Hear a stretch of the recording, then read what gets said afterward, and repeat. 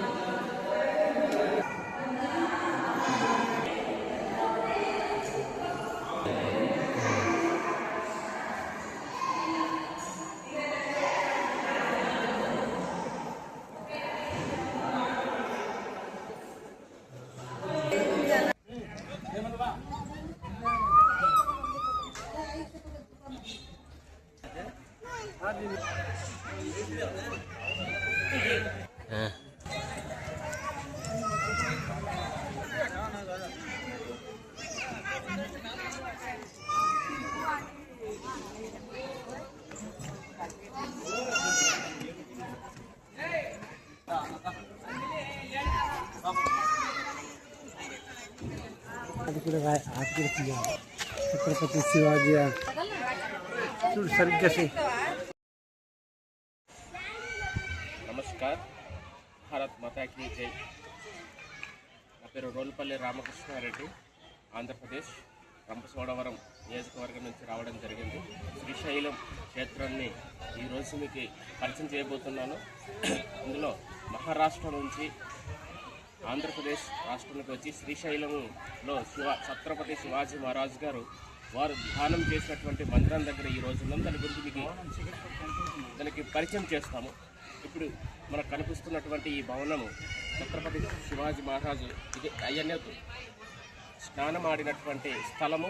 అదేవిధంగా ఇక్కడే ధ్యానం చేసేవారు. ధ్యానం చేసినప్పుడు అమ్మవారు ప్రత్యక్షమాడి ఖడ్గం ఇచ్చినటువంటి స్థలం ఇది. అదేవిధంగా పక్కన ఉన్నటువంటి బిల్డింగ్లోన మొత్తం శివాజీ మహారాజు యొక్క జీవిత చరిత్ర మొత్తం ఏర్పాటు చేయడం జరిగింది. శివాజీ మహారాజు శ్రీ మల్లికార్జున స్వామిని ఏ విధంగా కొలిసేవారు, అదేవిధంగా ఇందులో ధ్యానం ఏ విధంగా చేశారు ఇవన్నీ చూశారు. మహారాష్ట్ర నుండి శ్రీశైలం వచ్చినప్పుడు ఇక్కడ చూసినట్లయితే అన్ని కోటలను కూడా జయించడం జరిగింది. కానీ శ్రీశైలం వచ్చినప్పుడు ఇందులో ధ్యానం చేస్తుంటే ఈ ప్రకృతి వాతావరణం పచ్చదనం ఇందులో ఉన్నటువంటి ఏకాగ్రత నిష్ట దీని అన్నిటికీ ఆయనకు బాగా నచ్చి ఇందులోనే ఉండిపోయి ధ్యానం చేయడం జరిగింది. ధ్యానం చేసిన తర్వాత ఈ చుట్టుపక్కల శ్రీ మల్లికార్జున స్వామి వారు ఉన్నారు.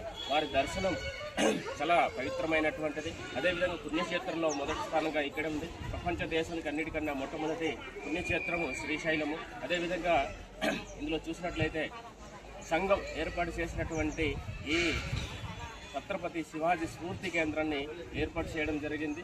చేసిన తర్వాత ఇక్కడ ఒక అద్భుతమైనటువంటి స్థలం ఇది. కర్ణాటక నుంచి అనేక మంది భక్తులు దీన్ని దర్శించుకోవడానికి రావడం జరుగుతుంది. అదేవిధంగా మహారాష్ట్ర, ఆంధ్రప్రదేశ్, తెలంగాణ ఈ చుట్టుపక్కల ప్రాంతాల నుంచే కాకుండా విదేశాల నుంచి కూడా ఈ ప్రాంతానికి రావడం జరుగుతుంది.